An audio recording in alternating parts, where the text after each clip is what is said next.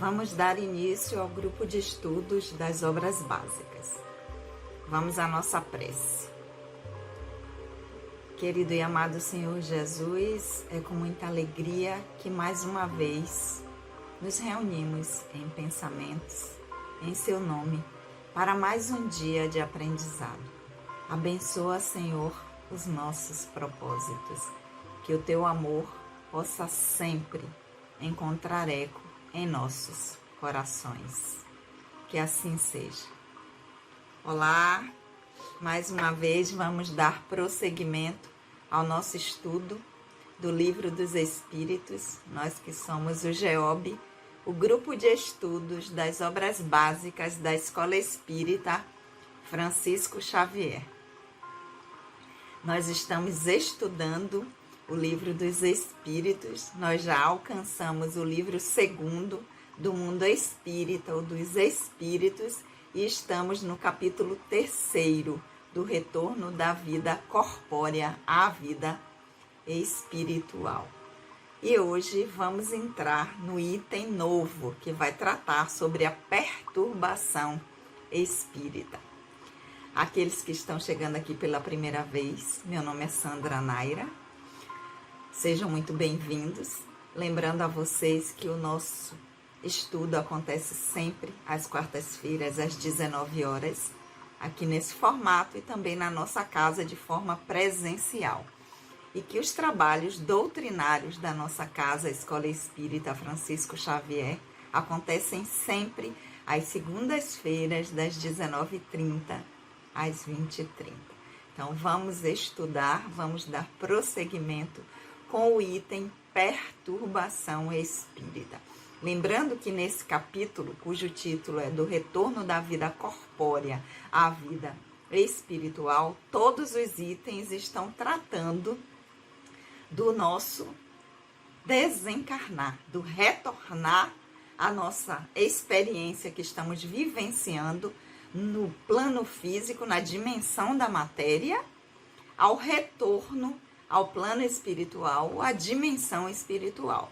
Então, todos os itens vão esclarecer quais seriam as nossas dúvidas quanto a esse momento do desencarne, do retornar ao plano espiritual, retornar a uma dimensão, a um plano onde nós já estivemos muitas e muitas vezes, sempre nesse movimento de ir e vir. Estar na dimensão espiritual enquanto desencarnados e depois retornar no processo da reencarnação para a experiência na dimensão material. Então, esse capítulo está tratando disso, de todas as dúvidas que nós podemos ter sobre esse momento do retorno à dimensão espiritual. E para fechar esse capítulo, o último item vai tratar da perturbação espírita. A pergunta é a número 163, que Kardec vai dizer: a alma, ao deixar o corpo, tem imediata consciência de si mesma? Alma que já vimos nos capítulos anteriores, o Kardec está dizendo: o espírito, quando deixa o corpo físico que está utilizando neste aprendizado atual, nesta reencarnação, ele já tem uma consciência imediata, instantânea de si mesmo? Resposta dos espíritos: consciência imediata não é a palavra. Ela fica perturbada por algum tempo. Então, o que é que os espíritos estão dizendo? Desencarnou, tá? Não é instantaneamente que o espírito diz: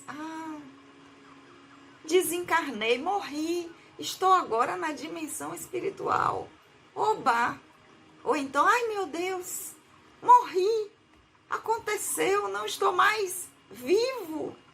Não é tão instantâneo, não é de forma tão imediata. Porque os espíritos dizem: existe uma certa perturbação que dura um tempo, não é instantâneo. E aí Kardec continua, né? Prosseguindo. Então já que não é imediato, que existe essa perturbação, ele vai perguntar na 164. A perturbação que se segue à separação da alma e do corpo é a mesma para todos os espíritos em termos de duração e grau? Interessante. Pergunta de Kardec. Já que não é imediato, que tem essa perturbação, ela é igual para todo mundo? Quando o espírito, a alma é espírito encarnado aqui, neste contexto, alma é espírito encarnado. Quando ele está se separando do corpo físico, já que tem essa perturbação, ela é igual para todo mundo, tem o mesmo tempo de duração, a mesma intensidade, o mesmo grau? Essa foi a pergunta 164. Resposta dos espíritos. Não, pois depende de sua elevação. Aquele que já está depurado se reconhece quase imediatamente, porque já se desprendeu da matéria durante a vida do corpo. Enquanto que o homem carnal, cuja consciência não é pura, conserva mais prolongadamente as impressões da matéria. Então, vamos prestar bem atenção aqui à resposta que os espíritos deram a Kardec. Essa separação, Kardec pergunta, da alma, do espírito, do corpo físico, é igual para todo mundo? Não. Então, já vimos aí, não é. Por que os espíritos vão responder? Porque depende de sua elevação.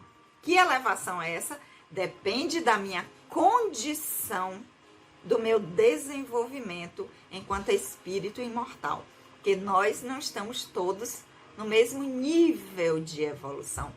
Até porque fomos criados em momentos diferentes, até porque aproveitamos as oportunidades de aprendizado que tivemos e que temos de formas diferentes. Então, tem aqueles que já conquistaram mais, avançaram mais, ou porque foram criados primeiro, ou porque aproveitaram melhor suas oportunidades. Tem aqueles que ainda estão mais distanciados. Então, vai depender de onde eu me encontro no meu desenvolvimento enquanto espírito, do meu aprendizado enquanto espírito imortal, que segundo respostas anteriores do Livro dos Espíritos, que os espíritos foram criados simples e ignorantes para atingir a perfeição, ou simples e ignorantes para, através do seu desenvolvimento espiritual, enquanto espírito que envolve intelecto e moral, alcançar a consciência plena, a consciência crística ou a ampliação de consciência. Então, vai depender de onde eu estou para que essa perturbação, ela tenha tempo, intensidade, forma, né? A forma como vai acontecer diferente. Então, depende da condição do espírito, da sua elevação. Continuando, eles vão dizer, aquele que já está depurado, entenda-se aqui, que já está com uma caminhada mais avançada, trabalhada, que já se desenvolveu em intelecto e moral, mas já avançou, reconhece quase que imediatamente. Então, é quase que imediatamente. Ou seja, é mais rápido dizer, opa, o que está acontecendo? Eu não estou entendendo.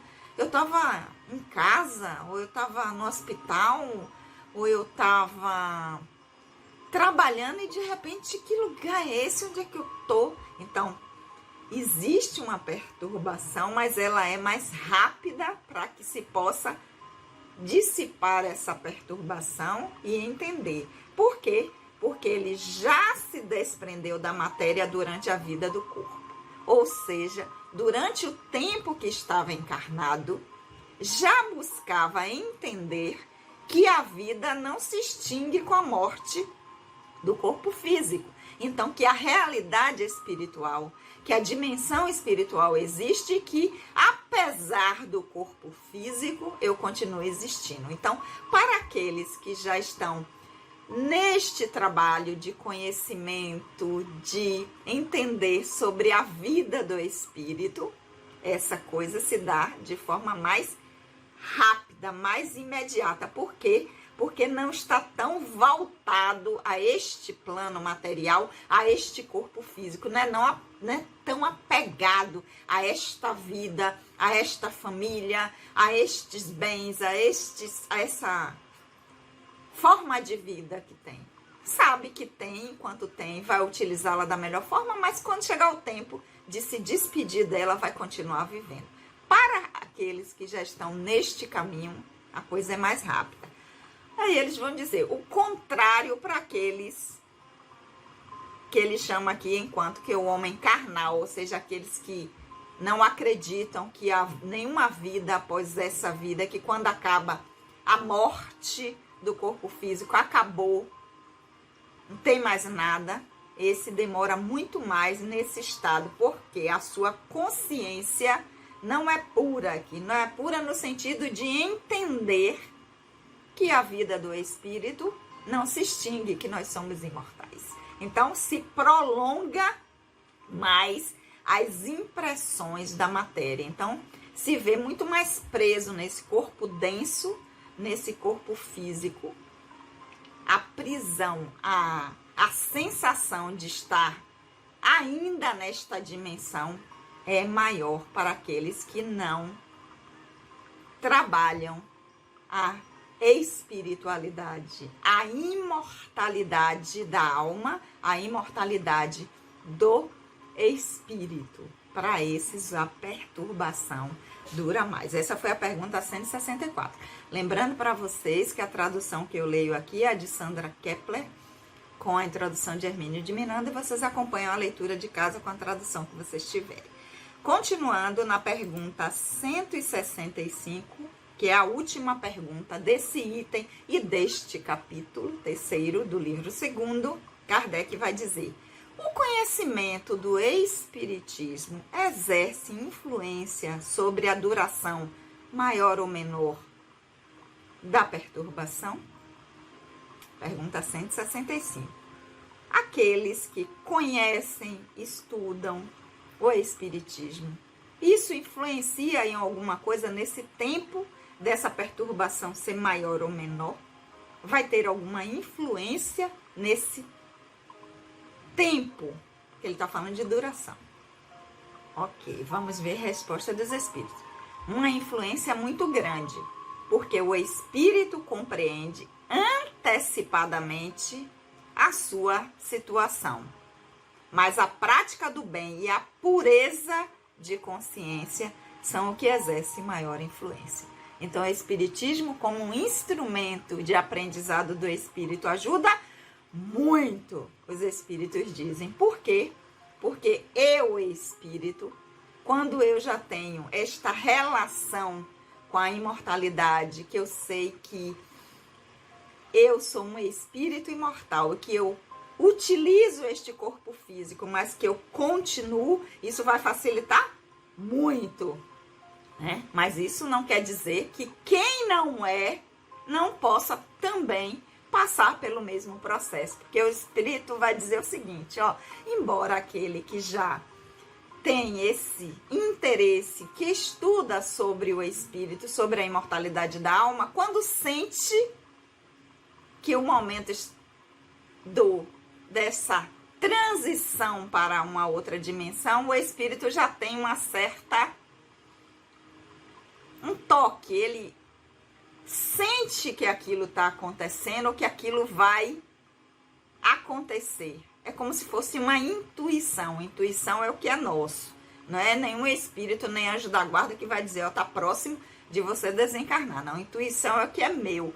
E dentro de mim eu já sinto como se tem alguma coisa estranha para acontecer. Então o espírito já intui que vai haver essa mudança. Né? Mas isso não quer dizer que quem não é espírita ou que quem não tem o conhecimento ou utiliza a doutrina espírita como um instrumento, que é um instrumento para o nosso aprendizado enquanto espírito imortal, para o nosso desenvolvimento, para nos auxiliar, não possa ter também isso. Então, os espíritos vão dizer, o mais importante do que conhecer o espiritismo ou compreender o espiritismo é a prática do bem e a pureza de consciência. Ou seja, como eu levei a minha vida, quais foram as escolhas que eu fiz. Eu vivi de uma forma ética, praticando o bem, sendo fraterno, caridoso, amoroso. Eu ajudei na proporção da minha condição e nas condições que foram oferecidas pela vida para que eu pudesse auxiliar alguém. Eu utilizei isso. Eu tive empatia com as pessoas. Isso é o que é o fundamental, que vai ajudar para que esse momento de perturbação, porque não adianta conhecer o espiritismo, não adianta se dizer espírita e não praticar o bem, não ser fraterno, não compreender o outro, não ter compaixão, que está faltando tanto nesse momento em que nós estamos vivendo. Compaixão é compreender o limite do outro, aceitar o outro como ele é, mesmo que isso vá de encontro àquilo que nós acreditamos e a forma como nós escolhemos viver, é entender que o outro só é capaz de ir até ali naquele momento. Então é isso que vai fazer a grande diferença. Agora, claro que quem utiliza o espiritismo como um instrumento, como um aprendizado para compreender sobre a vida do espírito e pratica tudo isso que o espiritismo também nos oferece, como a importância da prática do bem, de se ter uma consciência tranquila por ter feito boas escolhas, vai ajudar muito, mas não é fundamental. Ou seja, aquelas pessoas, porque já imaginou nos locais onde o espiritismo não chegou, onde as pessoas não conhecem, elas estariam o quê? À mercê? Isso não seria justo, né? Então, a justiça divina do Criador, ela alcança a todos. Então, naquele lugar mais remoto em que nunca se ouviu falar de espiritismo, as pessoas que praticam o bem, que têm pureza de consciência, que faz boas escolhas no seu aprendizado, tanto quanto aquelas que utilizam o espiritismo e que praticam o bem, e que vivem de uma forma e suas escolhas lhe capacitam a colher bons frutos, vai ser a mesma coisa.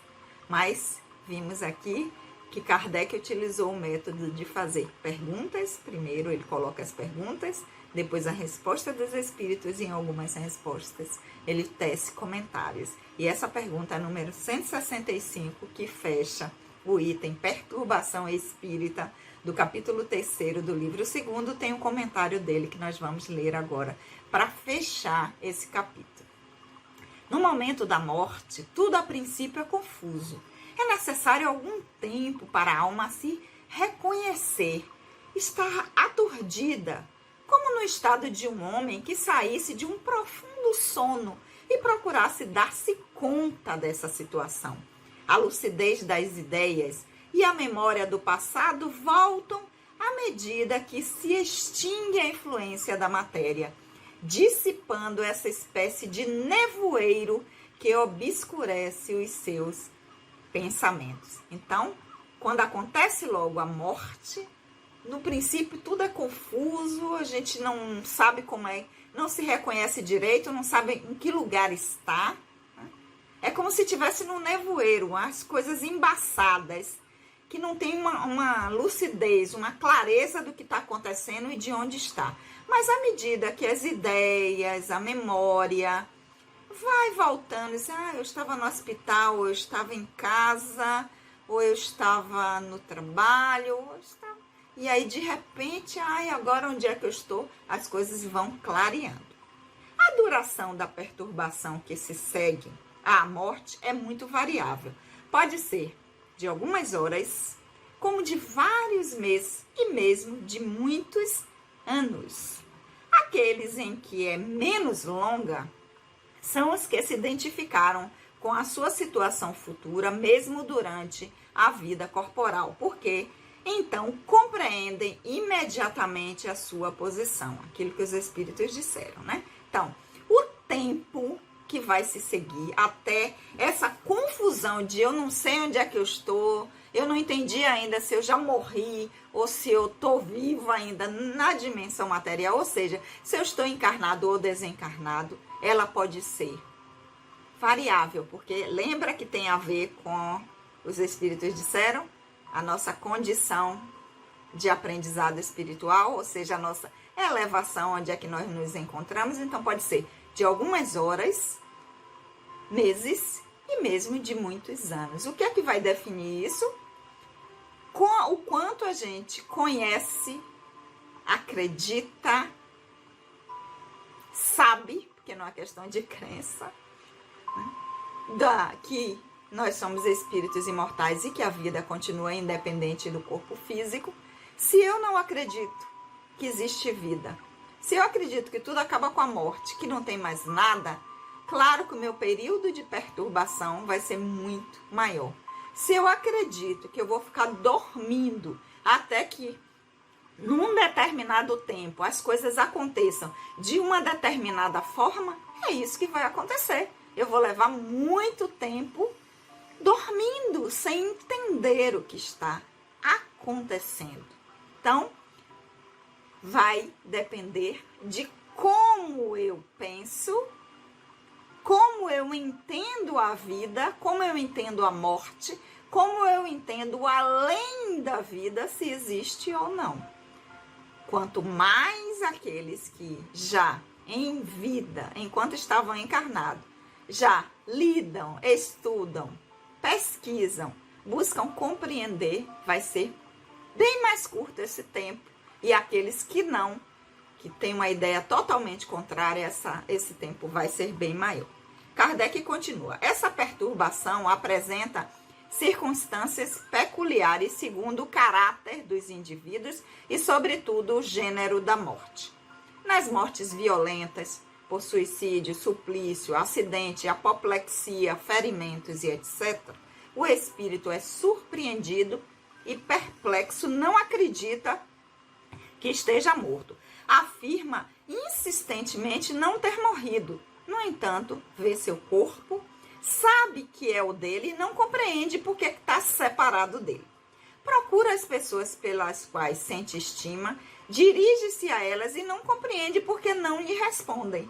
Esta ilusão dura até o completo despreendimento do espírito, e é somente então que ele reconhece o seu estado e compreende que não faz mais parte do mundo dos vivos. Então, tem características diferentes essa perturbação de acordo o tipo de desencarne. É peculiar, tem características próprias segundo o caráter dos indivíduos, se acreditam ou não, e o gênero da morte.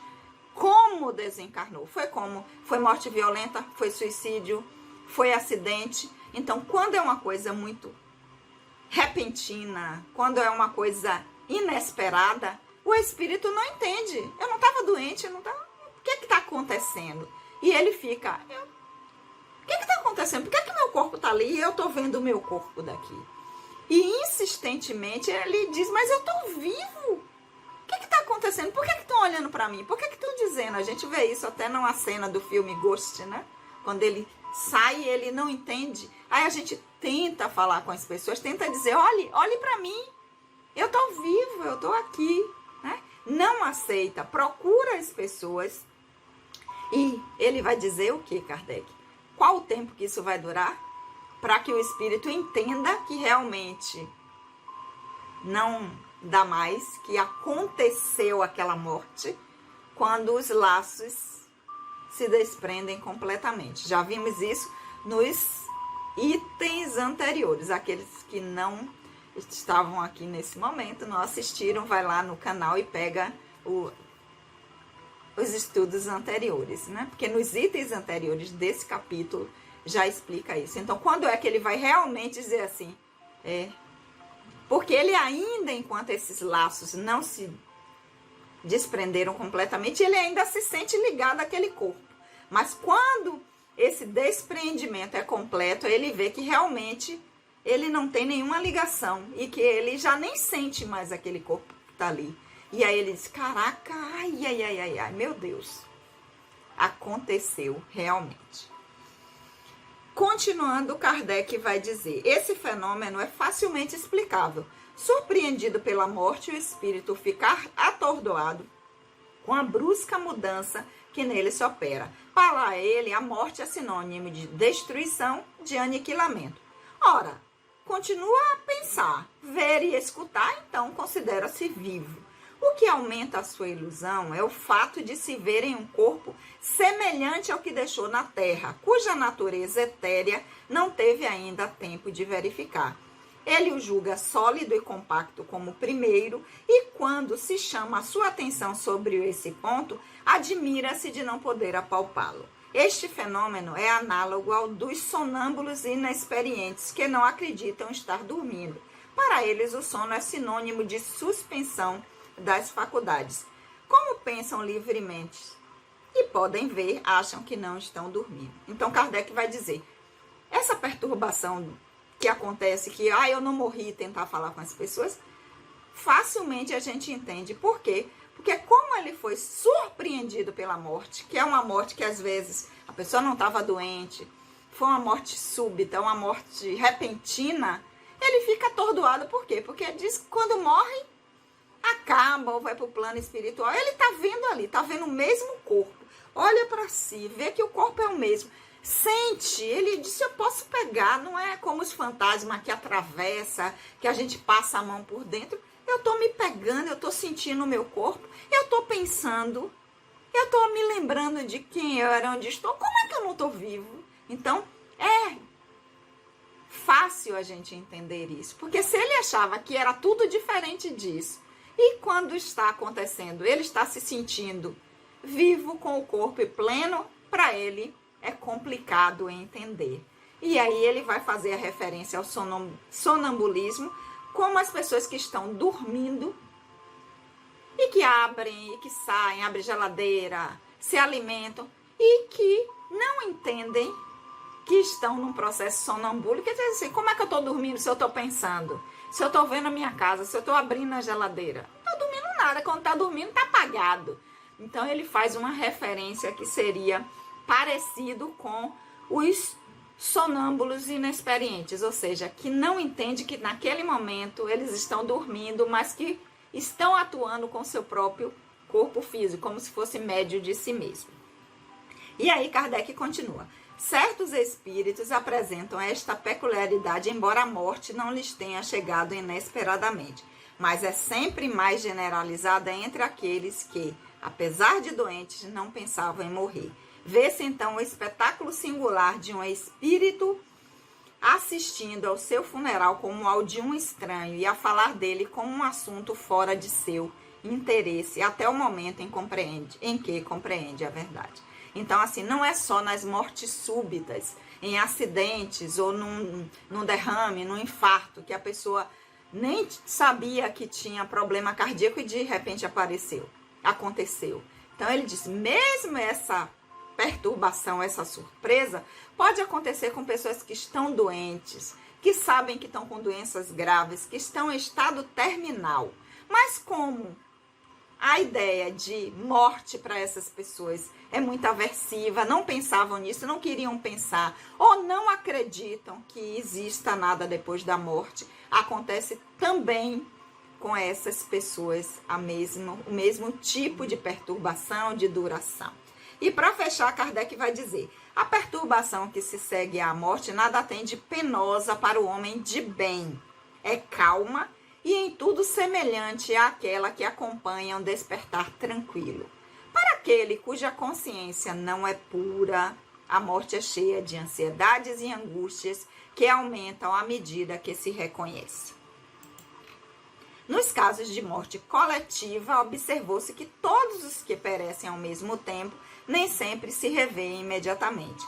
Na perturbação que se segue à morte, cada qual vai para o seu lado ou somente se preocupa com aqueles que lhe interessam. Então ele vai dizer duas coisas, que a morte não é essa perturbação, essa confusão, ela não é penosa para aquele que utilizou bem o seu aprendizado, que utilizou bem essa experiência, que tem, a gente costuma dizer, a consciência tranquila de ter feito o seu melhor, de ter feito as melhores escolhas, de ter vivido de uma forma ética, de uma forma digna. Então não tem nenhum medo, não carrega nenhuma culpa. Então, mesmo essa perturbação, ela não é dolorosa, ela não é penosa. Ela só é assim para aqueles cuja consciência não está tranquila, que carrega culpas, que carrega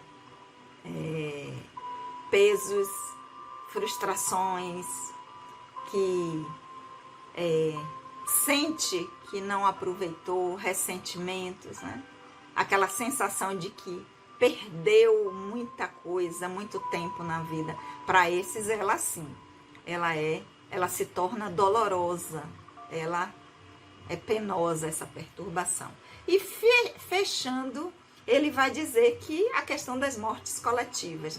Então, não significa, porque morreu um acidente de avião, 200 pessoas ao mesmo tempo, que todo mundo ali vai ter um processo de perturbação igual. Todo mundo vai saber se vê, foi o avião que caiu, quantas pessoas, eu estou vendo aqui todo mundo que desencarnou junto também. Não.